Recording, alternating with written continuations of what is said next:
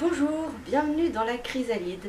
Aujourd'hui, nous allons parler des cycles et de la Lune.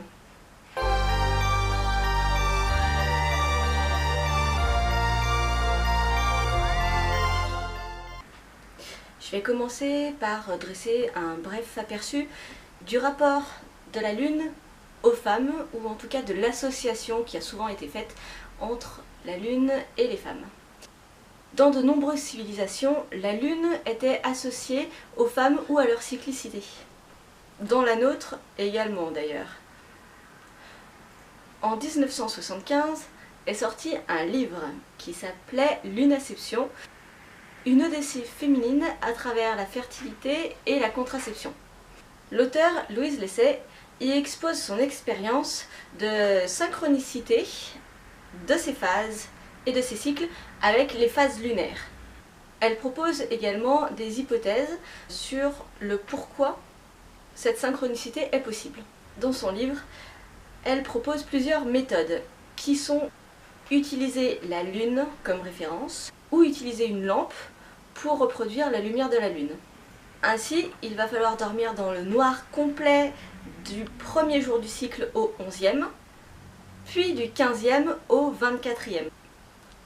Les jours 12, 13 et 14, il faudra allumer cette lampe ou s'exposer à la lumière de la Lune pleine, de façon à pouvoir améliorer la fertilité à cette période-là. La méthode a plusieurs bienfaits. Elle va aider à l'ovulation, normalement baisser le SOPK, l'endométriose et les SPM. Elle améliore le mucus cervical. Elle normalise également les cycles trop longs ou trop courts.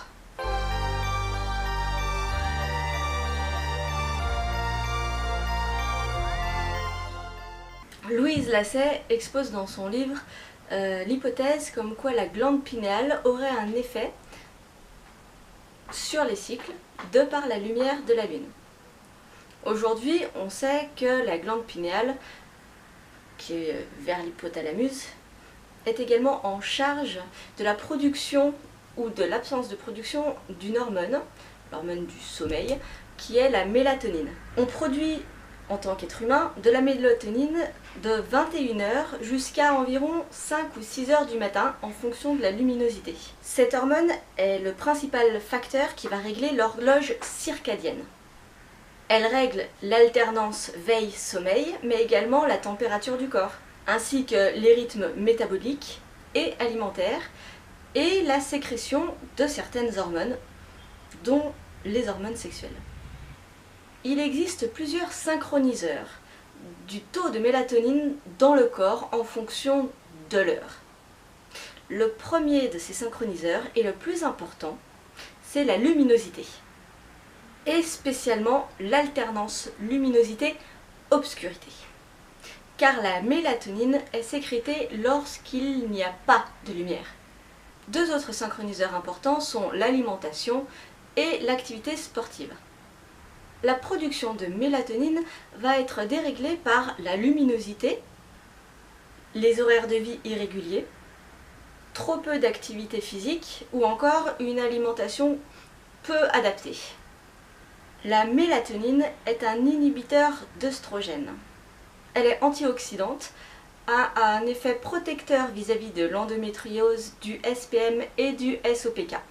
Elle gère également l'appétit, la libido et le système immunitaire.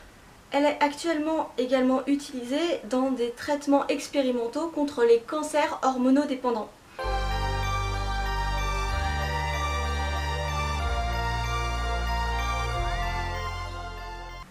Bon, j'ai beaucoup parlé hormones, mais pourquoi est-ce que c'est important?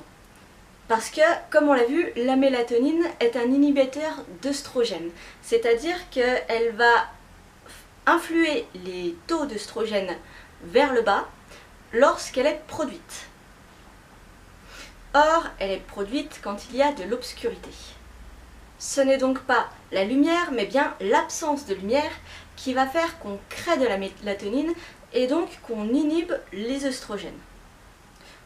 Au contraire, lorsqu'il y aura de la lumière, il y aura peu ou pas de mélatonine dans notre corps, et donc les œstrogènes s'exprimeront. Le fait de favoriser la mélatonine pendant la partie du cycle où les œstrogènes doivent être bas permet ensuite, lorsqu'on allume la lumière, de baisser le taux de mélatonine, voire de supprimer la mélatonine dans le sang, et permet de faire monter au contraire les œstrogènes. La montée des œstrogènes, on l'a vu dans une précédente vidéo, c'est l'ovulation. Finalement, réussir à rythmer son sommeil et donc sa mélatonine, ça va aider à rythmer également les hormones qui dépendent, en bien ou en mal, de la mélatonine.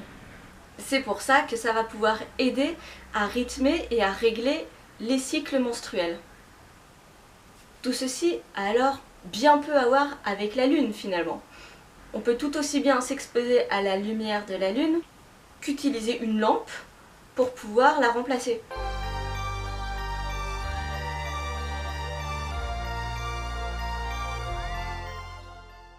On vit actuellement une époque, ou une société, où il y a énormément de pollution.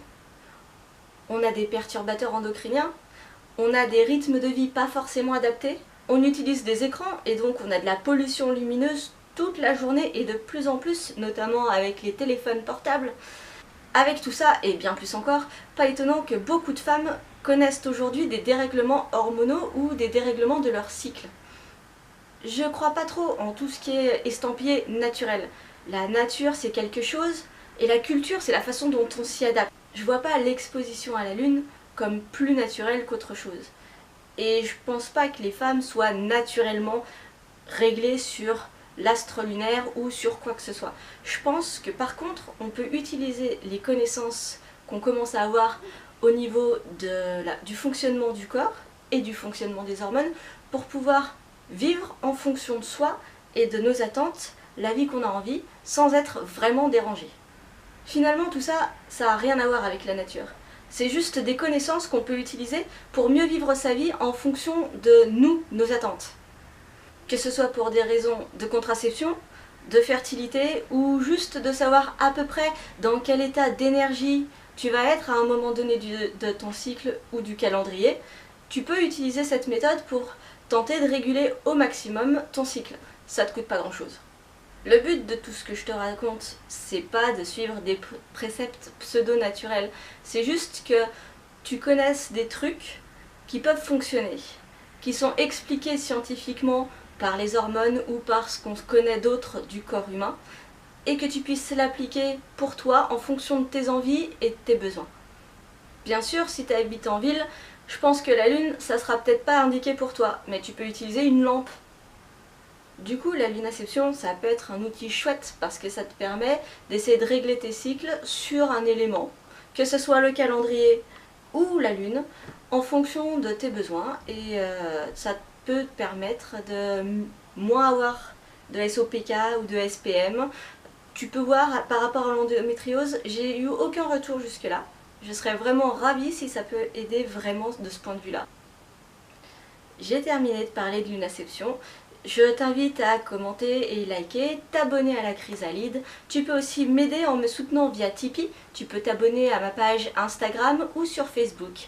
Et moi je te dis à bientôt dans la Chrysalide.